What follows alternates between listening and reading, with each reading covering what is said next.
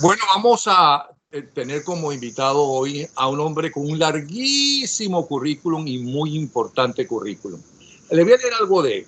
Es economista, autor, veterano de combate de Irak y Afganistán, de las Fuerzas Especiales del Ejército de los Estados Unidos, comentarista reconocido sobre temas de seguridad, política y relaciones internacionales. Fue secretario de Defensa adjunto para asuntos del hemisferio occidental, el oficial civil de mayor rango en el Departamento de Defensa con responsabilidad por Latinoamérica, el Caribe y Canadá.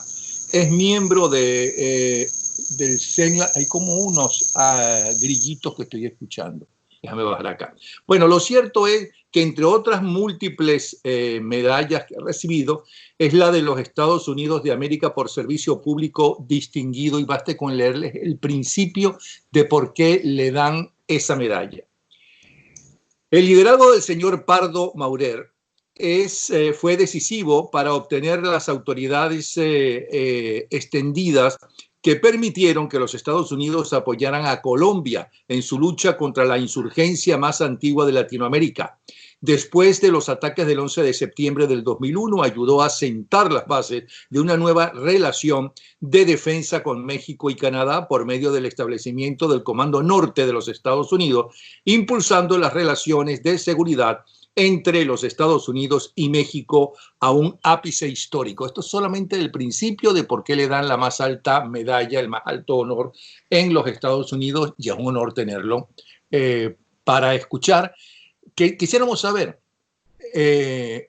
con base o sin ella, hay una crítica a la política exterior norteamericana de que normalmente no conocen el mundo, creen que el mundo es como Estados Unidos. Eso nos pasa, ¿no?, en todas partes, normalmente a la clase media, que creemos que nuestros valores son los que tiene todo el mundo. Y no es así. Eso por un lado. Y entonces quisiéramos saber qué opina la dirigencia norteamericana sobre esta auténtica revolución que estamos viviendo en el mundo entero, gracias a los cambios tecnológicos, que tiene desorientado a la dirigencia del mundo entero, a los ciudadanos del mundo entero, ¿no? Y muy angustiados a los individuos, al ser humano. Eso por un lado. Por otro lado, quisiéramos saber qué está pasando en los Estados Unidos con todas estas protestas que hay, con esta lucha entre demócratas y republicanos por las elecciones legislativas, y sobre todo, y sé que usted ha estado muy en contacto y conoce lo que está pasando desde hace mucho tiempo en Venezuela. ¿Qué pasa en Venezuela? ¿Cuál es la salida que cree la dirigencia norteamericana? ¿Es la venezolana? ¿Qué deberían hacer los venezolanos? Y si va a intervenir o no, hay posibilidades de una intervención, y cómo sería una intervención norteamericana, en vista de que creo que ya se han dado cuenta que este narcorrégimen que tenemos es un peligro no solamente para los países fronterizos, sino para todo el continente, incluyendo Estados Unidos. Ahora habla usted, solamente lo voy a escuchar. Adelante. Napoleón, muchas gracias, y gracias a todos los televidentes de Bravo 24, y realmente es un privilegio estar con ustedes y compartir esta conversación, así que gracias por la invitación. Claro, el campo mío son las relaciones internacionales y la seguridad, y entonces déjeme enfocarlo primero desde ese ángulo y tal vez juntar algunas de las muchas cosas que están pasando.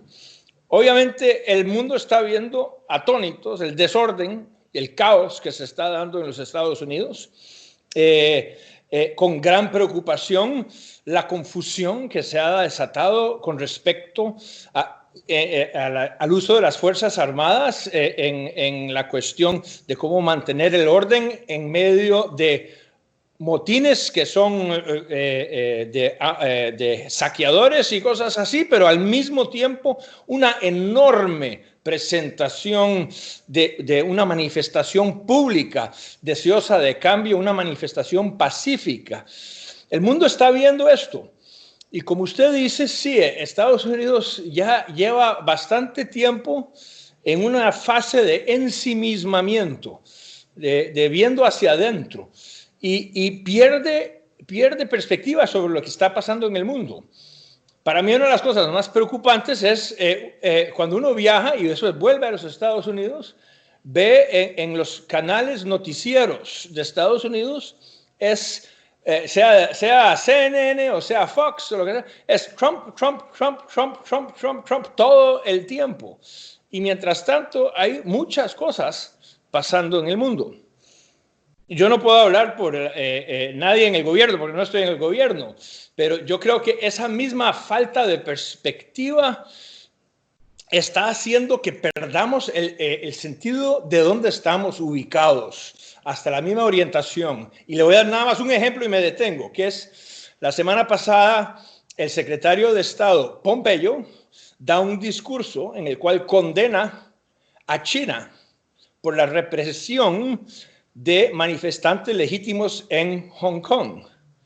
Bueno, claro, eso se hizo el hazmerreír del mundo con eso, en un momento cuando justamente Estados Unidos están protestando legítimamente y de pronto viendo escenas de represión como lo que se está viendo, ¿no?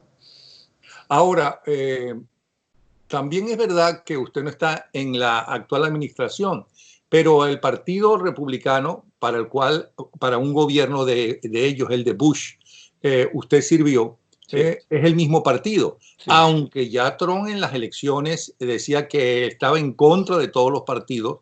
Sí. Y de hecho él no es un político y en la forma de hablar muchas veces se nota demasiado que no tiene un lenguaje de un presidente político, pero la política de los diferentes presidentes que lleva a ese cargo el Partido Republicano no es diferente a la política de los presidentes que llevan los demócratas, o pueden ser totalmente diferentes. Bueno, es que hay una variedad de visiones y yo he sido un fuerte crítico del presidente Trump. No es que su lenguaje no sea apto para un presidente. El presidente de cualquier compañía en Estados Unidos que hubiera usado lenguaje como él usa todos los días en Twitter, lo hubiera despedido su junta directiva inmediatamente. Pero tiene una visión que sí es coherente. Un momentico, pero él es un triunfador como empresario. No lo despidió nadie. Ningún socio lo despidió. O sea que tan malo no debe ser. Bueno, 4 bancarrotas como presidente. No voy a entrar en no es de interesante la trayectoria de empresario de Trump. Lo cierto es que sí refleja una visión muy tradicional y coherente de Estados Unidos, histórica, que es la del aislamiento, isolationism. Y esto se ha visto en diferentes momentos en la historia de los Estados Unidos. Invariablemente ha llevado al desastre. Lo vimos entre la Primera y la Segunda Guerra Mundial. Es una cosa que lleva a encerrarse, a xenofobia, a falta de competitividad, toda clase de problemas. Ahora, eso es una visión, y es una visión legítima, que es parte de la visión histórica de los Estados Unidos. Hay otras. Dentro del Partido Republicano, diría yo, se está dando una pugna entre los que creen, por ejemplo, que Estados Unidos debe ser una fuerza para impulsar el cambio democrático en el mundo, que también ha sido un papel muy tradicional. Para aterrizar todo esto en América Latina y en Venezuela y en Colombia, y mencionó algunas cosas de Colombia, para mí la fuerza histórica de Estados Unidos en América Latina y Colombia ha sido cuando ha habido un acuerdo entre republicanos y demócratas e independientes, o sea, un acuerdo bipartidista. Ese fue el secreto del éxito de la política de Estados Unidos con Colombia. Y si me permite entrar en una descripción, la política de Estados Unidos para con Colombia, la estrategia se fundamentó sobre el famoso Plan Colombia. Ahora, tras administraciones demócratas y republicanos, siempre hubo un consenso de seguir juntos y sobre los objetivos. Y como decía Ronald Reagan, el que está dispuesto a aceptar el 80% de lo que busca, tiene mucho mayor probabilidad de conseguirlo que el que quiere el 100%. Yo le puedo decir que como miembro de la administración Bush, nosotros siempre le dábamos el crédito a la administración Clinton por haber establecido el Plan Colombia. Lo aumentamos, lo mejoramos, lo expandimos, lo adaptamos a las circunstancias cambiantes de Colombia. Pero lo cierto era que era una política que las FARC, ELN, etcétera, los enemigos de la democracia en Colombia, y los colombianos mismos, comenzando por el presidente Pastrana, el presidente Uribe, sabían que los Estados Unidos no iba a cambiar su política debido a un cambio de administración.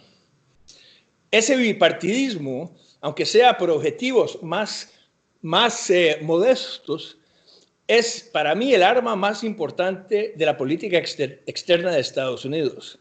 Vimos exactamente lo opuesto en Irak, donde el país entró más bien dividido con las consecuencias que vivimos hasta hoy día.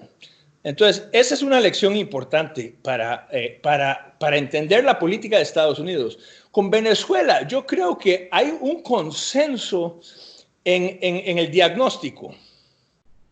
Y todas las cosas que sabemos de ese régimen en Venezuela, narcotraficantes que apoyan grupos guerrillas, corruptos, etcétera, todo eso. Lo que sí hace falta es un sentido de que hay una coalición, digamos, de acción para con Venezuela, porque yo no creo que las cosas en Venezuela van a cambiar sin que haya fuerza de los venezolanos mismos, no una intervención extranjera, nada de eso, pero eso requiere un apoyo firme de los países vecinos de Venezuela. Eso no existe todavía. No existe un apoyo firme de Brasil, de Colombia, ni de Estados Unidos tampoco. Yo creo que tal vez no lo dije bien. Me parece que ha habido liderado por Almagro, por ejemplo, ha habido una posición muy fuerte con respecto a lo que es el régimen, pero no a cómo apoyar a la oposición interna, comenzando por Guaidó y toda la oposición en Venezuela, trabajar para desmoronar el régimen. Eso me parece que ha sido un poco flojo. ¿Qué debería hacerse? Mire, lo primero es, yo creo que aceptar. Venezuela está produciendo turbulencia en todo el hemisferio. Yo creo que esa válvula de escape, de permitir que los venezolanos salgan de Venezuela, es algo que más bien ayuda al régimen. Evita que tenga que enfrentar a su propia gente.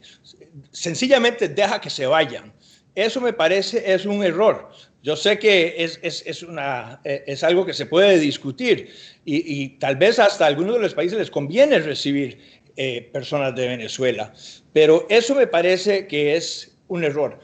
Otra cosa es que me parece que la diáspora venezolana tiene un papel más grande que jugar en ayudar a mediar la situación en Venezuela.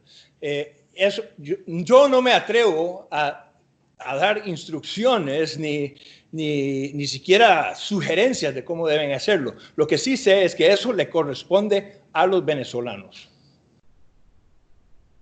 Le corresponde a los venezolanos.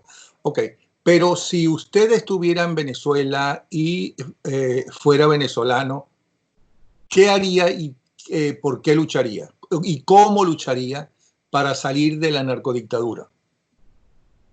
Yo no soy venezolano, no puedo decir, pero yo le diría que sí lucharía. Yo no creo que este régimen va a cambiar sin que haya fuerza. Ahora, yo creo que el régimen se apoya sobre muchas fuentes externas, sobre inteligencia cubana, sobre el apoyo de Rusia, de Irán. Yo creo que ese es un blanco un objetivo legítimo para la oposición venezolana de atacar. Yo considero que todos los elementos de inteligencia cubanos que están en Venezuela son enemigos de Venezuela. Bueno, entonces no hablemos de Venezuela, sino de un país imaginario. ¿No? Okay. Sí. Entonces, ese país imaginario está gobernado por un grupo de delincuentes, narcotraficantes, acusados en la Corte Penal Internacional por violar los derechos humanos. Tienen más muertos que las dos anteriores dictaduras del siglo XX venezolano, que solamente tuvo 2 dictaduras. Digo solamente porque para América Latina eso no es nada, ¿no? Prácticamente. Y para América Central. Además, cuenta con tiene un gobierno paralelo, ¿no? Pero no está en el exilio, sino dentro. Tiene el apoyo de algunos de los principales países del mundo, a excepción de China y de Rusia. Todos los países importantes apoyan a ese gobierno que vamos a llamar interino. ¿Okay? ¿Qué necesita pero los generales, tal como sucede en Cuba, pues están metidos en el negocio, los han comprado con el dinero. Es un país que en el subsuelo es rico, o sea que futuro tiene económico, pero está bajo tierra. Pero es un país que sobre tierra está destrozado. Inclusive era un país que en los años 50 era el principal exportador de petróleo. Luego, por la política y por interés de los propios venezolanos, lo rebajaron al tercer país productor de petróleo y ahora tiene que comprar la gasolina porque no se puede autoabastecer siquiera. Ese país está dominado en parte por la inteligencia de otro país más pequeño, pero que ha exportado y que ha vivido justamente de chuparle la sangre a otros países. ¿Qué tiene que hacer? Sus militares que están descontentos están totalmente desarmados. Entonces, ¿cómo sacar ese país, ese narcogobierno? Sí. Si están desarmados la oposición. Bueno, en este país totalmente hipotético que estamos discutiendo, la gran pregunta que habría que hacerse es ¿qué es el objetivo deseado? ¿Qué es el estado final que uno busca con el cambio? Y tiene que haber orden. Entonces, ¿quién es capaz de poner orden en Venezuela? Porque como sabemos, en ese país totalmente hipotético, como sabemos, siempre ha habido esa tendencia entre la anarquía y la tiranía. Uno de los peligros que enfrenta Venezuela, creo yo, legítimamente ahora es de que haya un resquebrajamiento y se divida en pequeños feudos, cada uno con un señor de la guerra, como en Afganistán, eso sería absolutamente terrible y hay que evitarlo. Entonces, la pregunta es, cuando yo digo, tiene que decidirlo los venezolanos, hay que decir quiénes van a ser, quién estará en la mesa. Y ahí sí, como dije anteriormente, tal vez, como dijo Ronald Reagan, aceptar el 80% en vez de buscar el 100% de lo que uno busca es algo que lleve a una mejor solución. Ya va, pero usted está hablando de diálogos. Ya los diálogos por años se hicieron, inclusive los acuerdos de uno de esos diálogos que fue en el Vaticano se firmaron, pero el narcorrégimen lo violó absolutamente todo, claro, y no hizo ninguno. O sea que diálogos... Ahí es donde llego al punto que yo he estado haciendo desde hace más de un año, cuando realmente uno sentía que el diálogo había fracasado en Venezuela. Porque yo creo que el diálogo en Venezuela, dentro de Venezuela, de los venezolanos, apoyado por la OEA, o sea, apoyado por la comunidad internacional, ese diálogo fracasó, no produjo cambio, más bien compró tiempo para el régimen para atrincherarse. Entonces, para llegar al grano, es por eso que digo que la situación en Venezuela no va a cambiar sin fuerza. Ahora, yo no me refiero a payasadas como lo que pasó el mes pasado con estos aventureros, pero yo sí me refiero a la fuerza de la opinión pública y de las manifestaciones masivas en Venezuela. Y yo creo que esa es la verdadera fuerza que hay que saber usar. La otra cosa que voy a decir es hay que cambiar la ecuación de las posibilidades del régimen de ejercer esa represión. Sospecho que dependen mucho de los factores de inteligencia cubanos y el régimen, hay que comenzar por cegar al régimen. Al régimen hay que cortarle sus fuentes de información internas para que no pueda usar sus mecanismos de represión. Yo sospecho que más bien se les están agotando, literalmente se les está agotando la gasolina para hacer eso. Es un momento crítico. Entonces, cuando uno primero disminuye la capacidad de un régimen para responder, se cambia toda la ecuación de la fuerza ahí. Yo no estoy a favor de incursiones guerrilleras, no estoy a favor de insurgencias, no estoy a favor de nada de eso en Venezuela. Yo creo que es una estrategia equivocada. Yo creo que la fuerza de gravedad, en el sentido que lo usaba Clausewitz, cuando decía que la guerra es la continuación de la política por otros medios, la fuerza de gravedad en Venezuela está en la calle.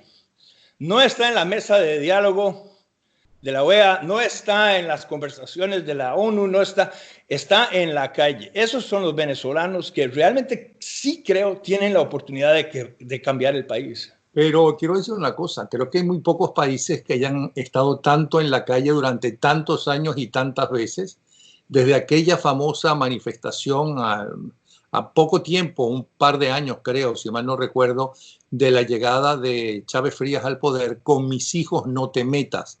Y desde entonces, todo el tiempo, cada vez que convocaban a alguien, iban y salían a la calle. Entonces, yo creo que la gente, o buena parte de la gente, está cansada y debilitada y diciendo, bueno, salir a la calle de nuevo y qué vamos a lograr si no logramos nada todos estos años. Y en cuanto a la dirigencia, recuerde que en el mundo entero, en esta revolución que está viviendo el mundo, una de las principales víctimas y uno de las principales componentes de la sociedad que están en crisis son los dirigentes políticos. Hay muy pocos líderes en el mundo y muy pocos dirigentes hoy en día que se puedan comparar a dirigentes de hace 40 y 50 años en esos mismos países. Entonces, son excepciones. Está la Merkel, qué sé yo, está el caso de China, tal vez, no sé, pero son muy pocos. Entonces, ¿cómo hacer entonces? Volvamos a ese país hipotético que no tiene la crisis de la dirigencia como en el resto del mundo y además no está armado sus militares y la gente piensa que a través de las manifestaciones no se lograron, al igual que a través del diálogo, al igual que a través de unas elecciones. ¿Qué hay que hacer? Bueno, como digo, eso le corresponde a los venezolanos, pero no, estamos hablando de otro país. Ah, perdón, a los hipotéticos. Donde usted es dirigente de la oposición. Yo diría que la clave está con la gente joven. A mí me ha impresionado el compromiso de gente joven que afuera de Venezuela. Yo no he estado en Venezuela, no he tenido oportunidad de estar ahí. Ojalá algún día pueda visitar. La energía está ahí. Yo creo que esto es un proceso de atrición. Me sorprende la resistencia de este régimen. De veras me sorprende enfrente de toda la escasez, enfrente de su desorganización, de su caos. Pero pongámoslo de esta forma. Y ahora realmente yo me he rascado la cabeza haciendo exactamente la pregunta que usted hace. y he visto cambios de gobierno en muchos lugares, en Haití, en Uganda, en Afganistán, etc. Estamos hablando como si estuviera mal encaminada toda esta estrategia. Me parece que es más bien cuestión de intensidad que de dirección. O sea, yo no creo que la estrategia actual, internacional, de la oposición, la estrategia personal, individual de cada venezolano cuando hace sus decisiones de cómo va a pasar el día, yo no siento que en realidad están mal encaminadas ni erróneas. Tal vez es más bien una cuestión de intensidad y tal vez es cuestión de tiempo. Cuando estos regímenes se desmoronan, a veces es como un globo, estallan de repente. Entonces, pongámoslo de esta forma, yo no siento que en ese país hipotético que estamos hablando se están haciendo mal las cosas. Es quizás que se deben hacer más intensamente. Ok. Ahora usted ha descartado por completo, ahora vamos a hablar de Venezuela, ha descartado por completo una intervención norteamericana. Usted ha estado en Nicaragua, usted ha estado en el ejército norteamericano, si mal no recuerdo, en Irán o en Irak, no, en Irak y en Afganistán. Okay. ¿Por qué se intervino allí y qué fue la causa y la justificación de esa intervención? ¿No? Aunque ya sabemos en cada uno, o en Panamá, y no hay suficiente material para intervenir, o ya Estados Unidos no se puede dar ese lujo. Yo no haría la pregunta de esa forma. La pregunta es, ¿por qué le corresponde a Estados Unidos? Sencillamente. Eso realmente eso le corresponde a los venezolanos. Claro, pero... Y yo realmente he sentido entre algunos de la diáspora algo que uno sentía también, digamos, durante los días de la contra los sandinistas en Nicaragua. Un deseo de sencillamente dejar que el tío Sam se encargue de todo. Y eso ciertamente no debe ser así. Así okay. Ya va. Yo no estoy diciendo que estoy de acuerdo o en desacuerdo con la intervención. Sí. Es algo que está en la calle. Pero a su respuesta le voy a hacer lo siguiente.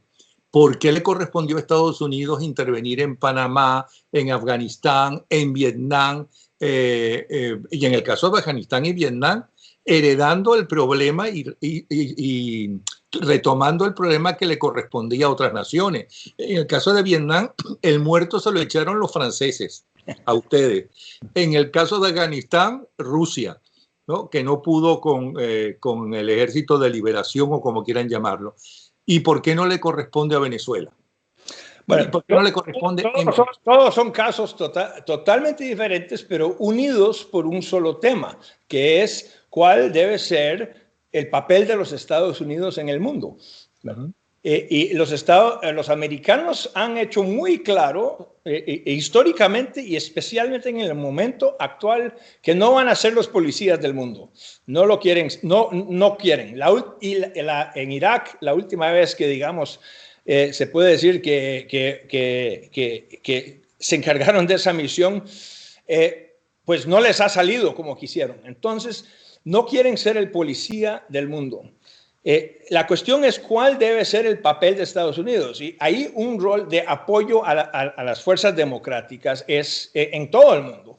Es importante. Lo que ha pasado es que el péndulo se ha ido demasiado a un lado del aislamiento y hay un sentido de falta de interés, de abandono, de falta de misión, de falta de visión, de falta hasta de valentía de apoyar a los demócratas alrededor del mundo, a fuerzas democráticas, digamos así, a los anhelos democráticos de pueblos alrededor del mundo.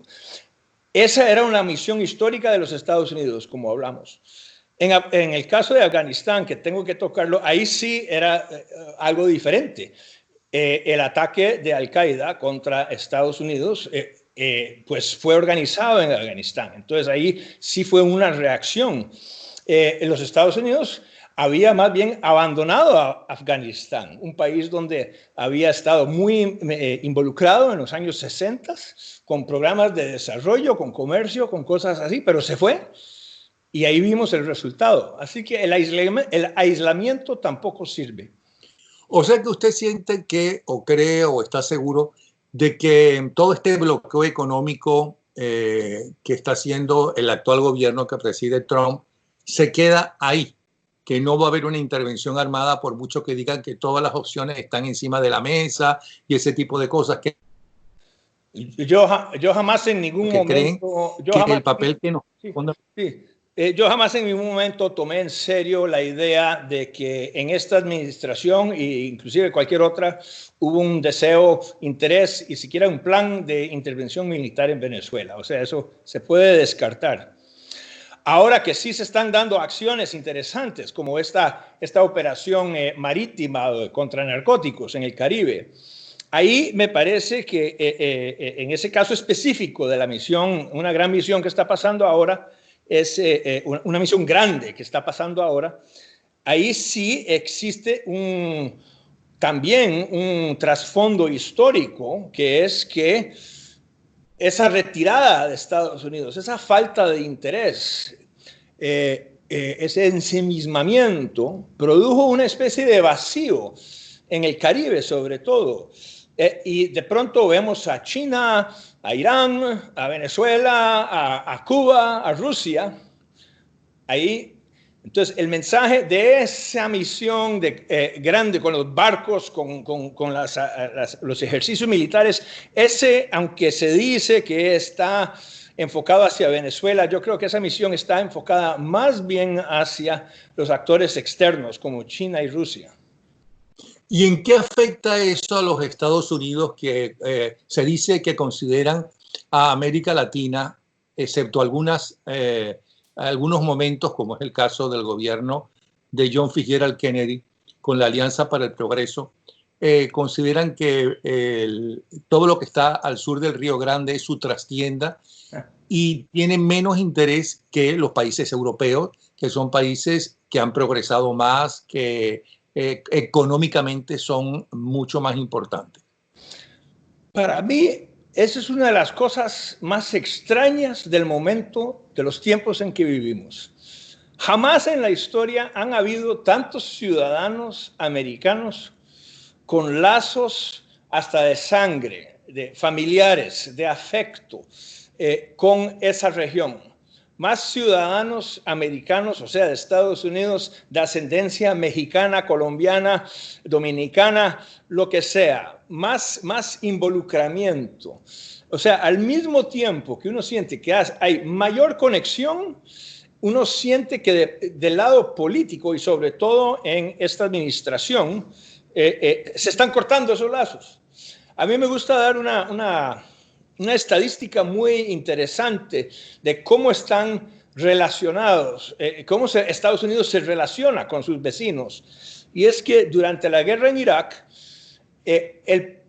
ciertamente, digamos, hasta el 2005, el país que más de sus ciudadanos perdió en combate en Irak, aparte de Estados Unidos y Gran Bretaña, fue México, nada menos que México. Y, o sea, México, ¿y cómo es eso? Eran ciudadanos mexicanos con su tarjeta verde, o sea, la mayoría, hasta habían algunos que no tenían su tarjeta verde, pero ahí estaban, que estaban sirviendo legalmente en las Fuerzas Armadas de los Estados Unidos. Fueron tales los números que sencillamente por la lógica matemática, sus bajas fueron las más altas de cualquier país de la coalición, aparte de Gran Bretaña y Estados Unidos. Para mí eso era una prueba de cómo estamos entrelazados de formas subterráneas, misteriosas, que mucha gente no los percibe ni los entiende. México, de hecho, fue miembro invisible de esa coalición, ¿no?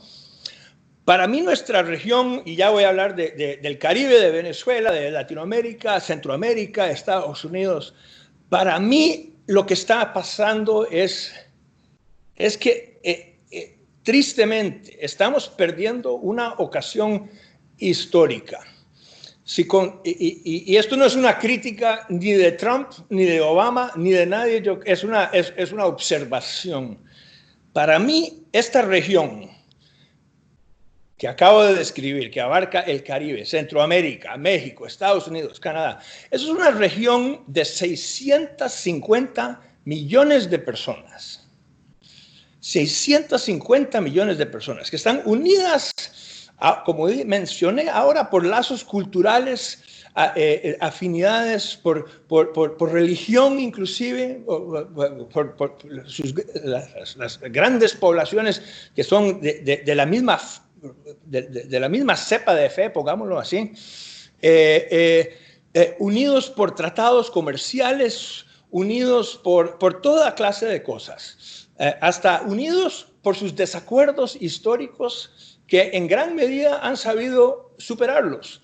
Esa política que usted decía del good neighbor, el backyard, ¿verdad?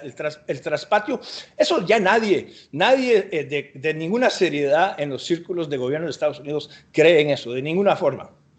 O sea, es una región de 650 personas, coherente, que puede funcionar en el mundo moderno y puede servir de equilibrio contra China, contra Rusia, contra quien sea. Y ese momento histórico no lo estamos aprovechando. Todavía hace pocas horas atrás salía una información de que la OTAN en Europa está reagrupándose para enfrentarse unidos al poder chino.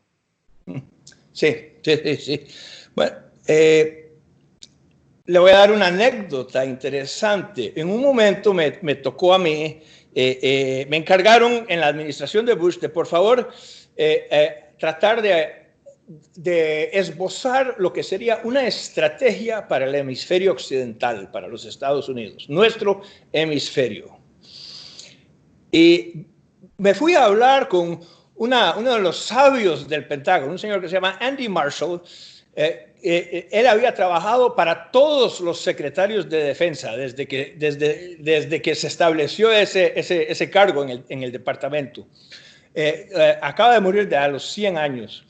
Era, por decirlo así, para que la gente lo entienda, era como un Yoda del Pentágono. Hasta se parecía a Yoda con las orejas. Y yo fui y le pregunté, si usted estuviera montando una visión, una estrategia para nuestro hemisferio, para los próximos 50 años, ¿qué consideraría? Y se puso a pensar mucho y me dijo, tienes que pensar que tal vez los Estados Unidos no tenga presencia en Eurasia. Lo voy a repetir, que tal vez los Estados Unidos no tenga una presencia en Eurasia. ¿Y qué decía él con eso? Bueno, que en Asia sencillamente no hay instituciones de seguridad. Nadie sabe dónde va a estar Asia en 6 meses, ni siquiera decir 6 años. Es un juego constante de equilibrio de poder. No se puede dar por descontado de que los Estados Unidos tendrá una presencia ahí. Europa es lo mismo, es un desgaste, es confusión, es presión de Rusia, toda presión del mundo islámico, toda clase de cosas. Entonces, ¿eso qué le deja a los Estados Unidos? Pues en ese momento su visión tradicional del hemisferio occidental, o sea, un continente separado, una isla grande, protegida por 2 mares, pero unida por ciertos aspectos culturales que hay que explorar y descubrir y entender. Esa visión regresa a ser importante. Esa visión de las Américas. Ahora, esa es una visión que se ha perdido totalmente. Yo creo que nadie lo está hablando. Se ha desvanecido en una especie de cinismo y aburrimiento. Pero yo creo que ahí está la clave para que todos salgamos adelante. Bueno, ya que el pez muere por la boca, eso es lo que dicen, voy a insistir en la pregunta porque usted preguntó cuál debe ser la estrategia. Entonces le voy a preguntar exactamente lo mismo, pero en otra región del mundo. ¿Cuál cree usted que debe ser la estrategia con Venezuela? Yo lo resumiría en una cosa: paciencia, y no no de pronto cruzar puentes y quemar los que no se pueden volver a construir. Para mí, una de las cosas más interesantes de las Fuerzas Armadas bolivarianas, las Fuerzas Armadas de Venezuela, es que ellos consideran que su misión fundamental es la unidad de Venezuela. Ahora, habrán aquellos que han traicionado sus juramentos, pero eso sigue siendo la misión de la institución. La fuerza de gravedad, como dije yo, para hacer un cambio en Venezuela va a ser entre las Fuerzas Armadas de alguna forma y estas manifestaciones, las personas en la calle. Entonces, a toda costa yo creo que se debe evitar incidentes de sangre entre esas dos fuerzas. Habrá gente que querrá provocarlos, habrá gente que querrá buscarlos. Y por eso digo yo que estrategias de guerrilla, estrategias de insurgencia, etcétera, están equivocadas. A favor de lo que usted dice, la única vez que el pueblo venezolano salió de Hugo Chávez Frías, solamente 3 días, pero tuvimos un nuevo presidente, fue exactamente cuando el pueblo, en la más grande manifestación que se había dado hasta ese momento en Venezuela, fue, a pesar de que la mayoría de los dirigentes no estaban de acuerdo llegar hasta la Casa de Gobierno, hasta Miraflores, se llegó hasta allí, ¿no? Se enfrentaron a unos matones y francotiradores, hubo muertos, todavía hay unos policías que están presos, pero porque a alguien tenían que acusar. Los policías no eran quien mataba a la gente, eran... Entonces, sin embargo, regresó al tercer día exactamente por la desorganización, ya que no pensaba que iba a renunciar tan fácilmente el dictador. Y es por eso que a su regreso cambia totalmente su política y aumenta la represión. Pero fue la gente en la calle y que los militares se negaron a enfrentarse a la gente y matar a la gente. Es lo que se llamó eso. Sin embargo, la situación ha cambiado y cuando los muchachos de los cuales usted habló de su valentía en el 2014, por ejemplo, salieron a la calle, los mataron, los acribillaron delante de todo el mundo en cámaras y todo, y lograron meterlos en la calle con la ayuda de los dirigentes. ¿Qué opina usted de los dirigentes venezolanos actuales? Bueno, yo creo que mi opinión está muy clara de ellos. La dirigencia actual, bajo el presidente Maduro, obviamente tiene que irse. Yo creo que si uno ve el ejemplo, por ejemplo, de Irak, donde trataron de hacer borrón y cuenta nueva y deshacerse completamente de las estructuras que existían antes, eso tampoco funcionó. Entonces, para volver al tema y esta cuestión de los manifestantes y esa marcha que usted dice, que yo lo vi, lo estudié un poco. Una vez más, yo creo que es cuestión de intensidad y de paciencia. Y yo no dije que iba a ser fácil tampoco. Pero lo cierto es que requiere apoyo, sí requiere apoyo de los países del mundo, de las Américas. Yo creo que sí puede ser beneficiosa el apoyo de Estados Unidos. Es cuestión de intensidad, pero como dije, también de paciencia.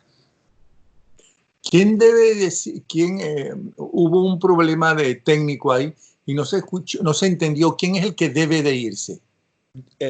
Maduro. Ah, bueno, pero Maduro, claro, todo el mundo está de acuerdo que se debe ir Maduro. Pero el problema es que no se va. Sí. Ese es el problema, ¿no?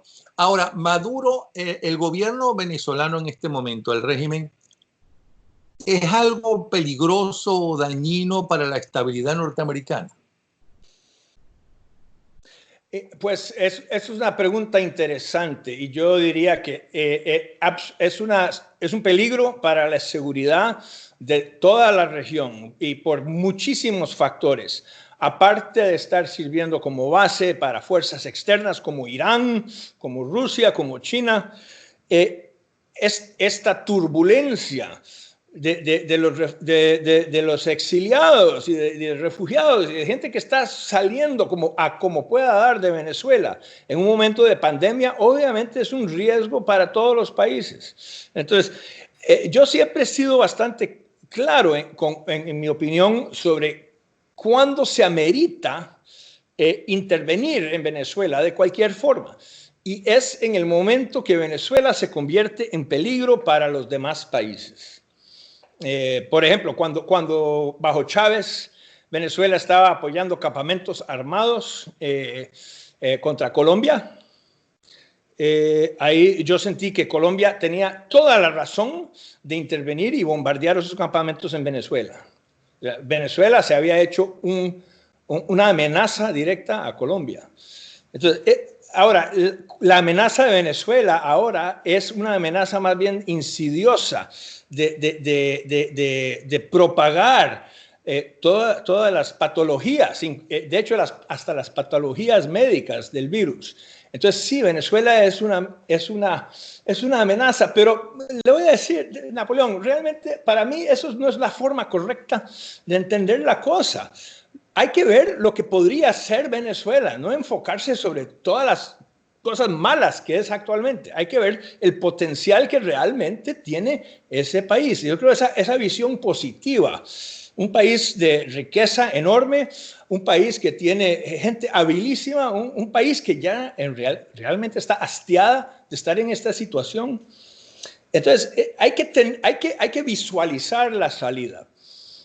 Venezuela está viviendo una especie de guerra civil en cámara lenta de bajísima intensidad. O sea, por feo que parezca, las cosas que están pasando en Venezuela no se parecen en nada a las cosas que están pasando en Siria, en Afganistán, en Irak, en otros lados. O sea, es una guerra civil de muy baja intensidad. Llega un momento en toda guerra civil donde es que se resuelve, porque o gana un lado estrepitosamente, aplasta totalmente al oponente,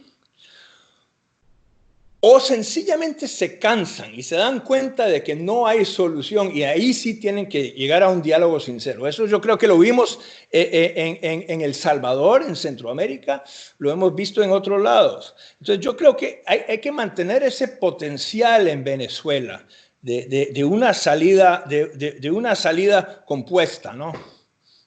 Pero para que haya una guerra civil tiene que haber dos grupos armados y en el caso de Venezuela hay un solo grupo armado que es el narcorrégimen, o sea que una guerra civil va a ser muy difícil, ¿no?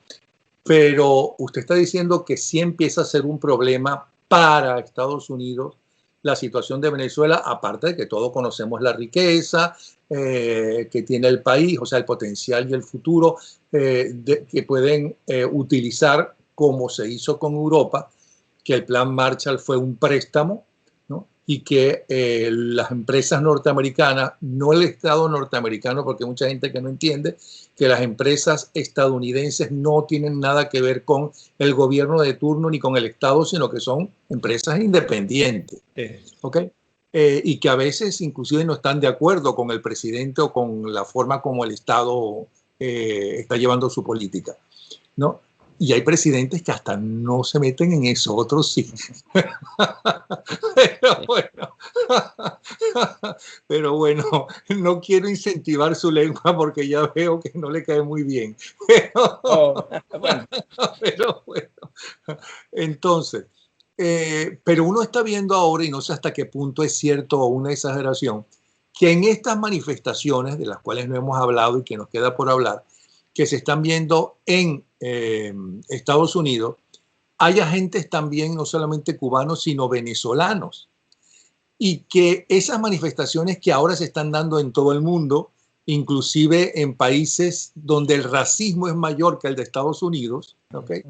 Pero se está dando contra los Estados Unidos, inclusive uno ve muchos venezolanos que están más alebrestados y más molestos por las manifestaciones que hay en Estados Unidos que por todo lo que estamos padeciendo los venezolanos en Venezuela.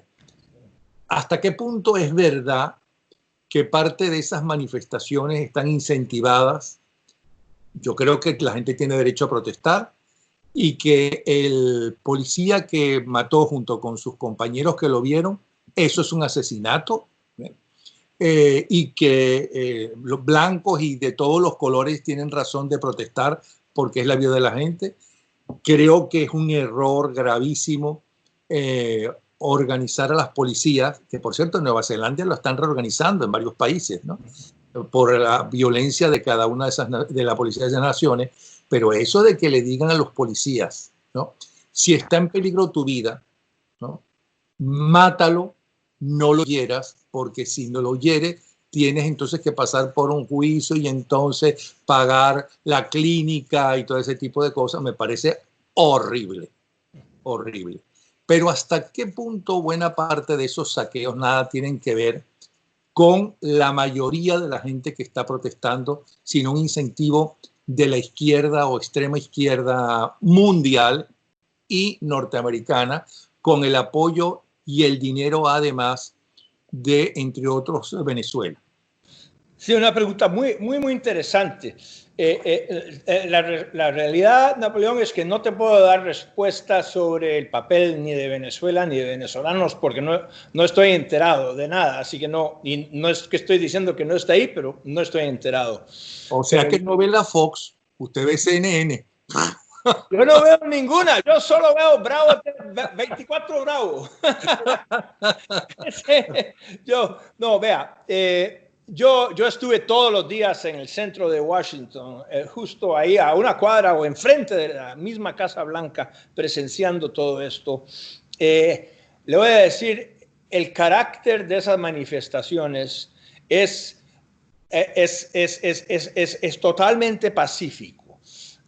El hecho de que el sábado y domingo se aprovecharon los amotinadores y saqueadores, se aprovecharon, yo creo, de la situación para hacer las suyas. Y eso hizo que mucha gente, incluyendo el presidente Trump, trataran de decir que eran todos un mismo fenómeno, y no es así. De hecho, lo que diría yo es... sí, por lo menos en Washington, en la capital, y esos disturbios que se vieron en todo el mundo, yo ni siquiera caracterizaría a los manifestantes como manifestantes negros o africanoamericanos o como quieras llamarlos. Ciertamente esa era, digamos, la fuerza de gravedad, habían muchos, pero yo diría que una mejor caracterización de esas manifestaciones, por lo menos en Washington, pero probablemente en todo el país, es que es más bien gente joven. Es gente joven y están cobrando facturas de hace mucho tiempo, inclusive hasta desde el tiempo de la Guerra Civil. Todo este movimiento por remover las estatuas de los generales confederados en el sur, que han estado quitando, de cambiar los nombres de ciertas bases militares que tienen nombres de confederados. Todas esas son facturas por cobrar que vienen desde el tiempo de la Guerra Civil. Inclusive cuando comenzamos a ver lo grave que sería el coronavirus en Estados Unidos, yo dije que la primera consecuencia política del coronavirus en Estados Unidos sería la derrota final de los Estados Confederados de América, o sea, el sur en la Guerra Civil. Y porque así fue, eso desató muchas frustraciones, puso la ocasión para eso.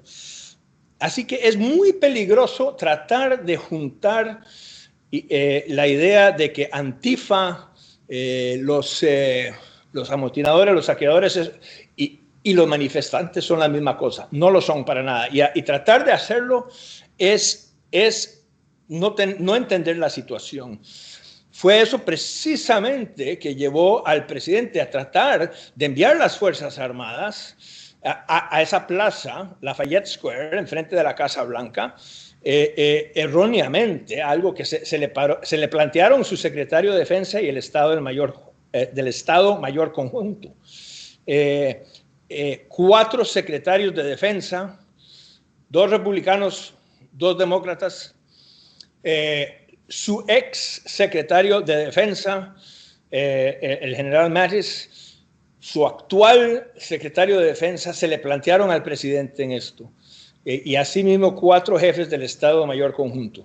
Así que es una distinción sumamente importante y nadie lo sintió tan agudamente como los comandantes de las Fuerzas Armadas aquí mismo en Estados Unidos. Y era la pregunta, ¿cómo podemos ser leales a nuestro juramento a la Constitución? Todo oficial toma un juramento de defender la Constitución de Estados Unidos, no de defender al presidente, de defender a la Constitución. Y estos secretarios de defensa, de hecho, hasta acusaron al presidente de traicionar su juramento a la Constitución, que dice, no se impedirá el derecho del pueblo a hacer una presentación pacífica de sus inquietudes o sus quejas. Entonces, ese es el problema que hay que enfrentar ahora. Sí, pero la pregunta no iba por ahí. La pregunta era que hasta qué punto se conoce en Estados Unidos o en la dirigencia quién está aupando, no las manifestaciones, porque vuelvo a repetir, la gente tiene todo el derecho del mundo, en el mundo entero, porque es parte de los derechos universales de la humanidad, ¿okay? A manifestar. Nadie está criticando eso. Sino quién está aupando que se queme, ya sea en Estados Unidos, ya sea en Chile, ya sea en Francia, por citar 3 países donde la mayoría protestaba y una minoría quemaba. Se llama Estados Unidos, sin lugar a duda. Chile, se llama Francia. Eso acaba de suceder en los últimos 2 años. ¿Quién cree usted que está? ¿Es alguien que lo está incentivando? Pues sin lugar a duda, y todo eso cabe dentro de esa ideología, y hasta es una ideología para muchos, ciertamente los de Antifa propiamente dicho, es una ideología leninista, donde pretenden que una minoría organizada de alguna forma puede quedarse con el poder. Pero en Estados Unidos es una cosa más autoorganizada. Yo no creo que esto tiene ninguna organización central. Ok.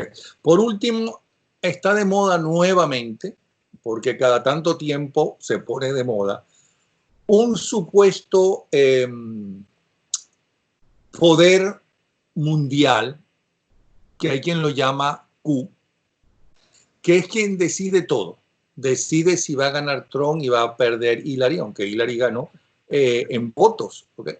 Pero que Trump debería ser, por lo tanto, le dice a republicanos y demócratas, no, el presidente que nos conviene es fulanito de tal, o que, por ejemplo, las casas en Estados Unidos tienen que ser con un tipo de madera a pesar de que haya huracanes, porque un amigo suyo es el que tiene la mayor sembradío de pinos, ¿no?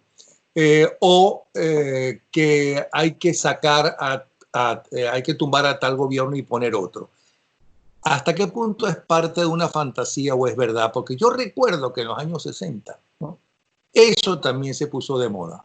Luego se olvidaron, luego creo que en los años 80 volvieron a inventar. ¿Qué piensa usted de eso? De un gobierno por encima de los gobiernos que uno conoce. Alguien por encima de Trump, alguien por encima de Putin, alguien por encima, qué sé yo, de todos los presidentes.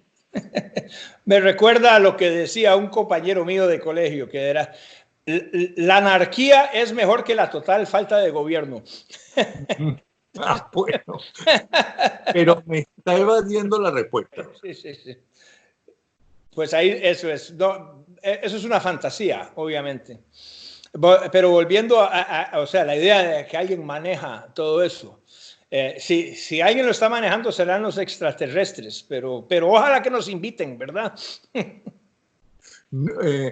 O es lo que decía Goebbels, cuanto mayor y más exagerada sea la mentira, primero se lo cree la gente. Bueno, yo creo que lo que dijo era que algo siempre quedaba. También, no sé si lo dijo, eso no Algo sabía. así, sí, sí, sí. Pero, Vivimos en tiempos interesantes. ¿Sí? Y lo curioso es, la verdad es que yo creo que nadie sabe en qué va a salir. Yo creo que ha habido, para responder a tu pregunta, ¿quién está a cargo? Yo creo que de pronto se está viendo en estos tiempos, son revueltos o nublados, que realmente el papel de una sola persona puede cambiar la historia. O sea, la acción de una sola persona puede tener un efecto decisivo, para bien o para mal, sobre la historia y sobre cómo salen las cosas. O sea, es un tiempo, en cierta forma, para el heroísmo, pero también para canallas. Ese policía que mató a ese hombre fue un asesino. Y vea cómo cambió la historia. No sabemos en qué va a parar, pero lo que sí sabemos es que lo que hace cada persona individualmente, tomando responsabilidad por sus acciones, tiene un papel decisivo. Para mí, una de las cosas más interesantes de estas manifestaciones, y te voy a decir, Napoleón, yo estuve ahí en el centro de Washington y el motivo era que quería ayudar a proteger a mi club que estaba ahí a una cuadra de la Casa Blanca, pero también yo le tenía bastante simpatía a la protesta legítima de cómo este hombre fue tratado. Había mucha violencia, le voy a decir. Se dispararon balas de hule, se tiró gas lacrimógeno, hubieron cargas de la policía. Algunos de los manifestantes, cuando se volvió violento, le tiraron cosas, botellas de agua, etcétera, a los policías. Aún así, yo me sentí más preocupado de mi seguridad por el coronavirus que por las cosas que estaban pasando ahí mismo. O sea, toda esta agrupación de gente y sobre todo en la manifestación la manifestación pacífica, total y absolutamente pacífica, que fue casi todo el tiempo. Yo me preocupaba más por el coronavirus, pero me llamó la atención de que casi el 100% de las personas que estaban ahí presentes llevaban una máscara, y no para taparse la identidad, era una máscara para protegerse del coronavirus. Lo que para mí, eso es un detalle significativo, porque para mí implicaba que la gente, las personas, cada persona ahí entendía que había un riesgo del virus, pero aún así estaban dispuestos a enfrentar ese riesgo para reclamar el derecho fundamental de todo americano, que es la protección por igual de la ley. O sea, eso es una decisión que la toma cada persona individual que estuvo ahí. Por eso digo, estamos en un tiempo donde vemos que una vez más las acciones personales de cada persona que toma responsabilidad por lo que hace, sí tienen un efecto. Y tal vez eso es lo que, para digamos, cerrar, es el mensaje que le tendría yo a los venezolanos. Lo que tú haces importa. Lo que tú haces sí puede cambiar a tu país. Ok. Queremos decir, primero agradecer a nuestro invitado de hoy, Roger Pardo Maurer. Ese Maurer es un apellido, ¿qué? ¿De dónde? Es alemán suizo, más o menos, sí. Entonces, él ha sido subsecretario de Defensa de la administración de Bush padre, de George W. Bush. Jugó un papel directo en el apoyo a la resistencia contra el Frente Sandinista, prestó servicio en la infantería estadounidense, tiene títulos universitarios, por ejemplo, en Historia en la Universidad de Yale, en Economía y Política de Desarrollo en la Universidad de Cambridge, habla 6 idiomas y el español, como ven, lo hablan sumamente fluido. De verdad que muchísimas gracias y esperamos tenerlo en otra oportunidad. Muchísimas gracias y a todos los televidentes y verdaderamente un privilegio estar con ustedes. Gracias. No, el privilegio es nuestro. Un abrazo entonces, ¿sí? Gracias.